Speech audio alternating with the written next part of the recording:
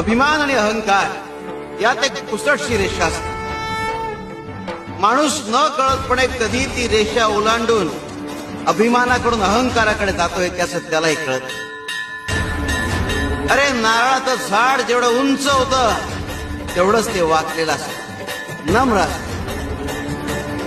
तुमची कला कौशल्य याच्या जोरावर जरूर मोठे व्हा, पण तुमचे पाय मात्र कायम जमिनीवर ठेवा. कारण हवेत गेला की त्या उंचीवरून सगळे छोटे वाटू लागतात. शिव हरी शंकर नमामि शंकर शिवशंकर शंभो, हे गिरिजापदी भवानी शंकर शिवशंकर शंभो. अभिमान आणि अहंकार यात एक पुसटशी रेषा असते. माणूस न कळतपणे कधी ती रेषा ओलांडून अभिमानाकडून अहंकाराकडे जातोय त्याचं त्यालाही कळत. अरे नारळाचं झाड जेवढं उंच होतं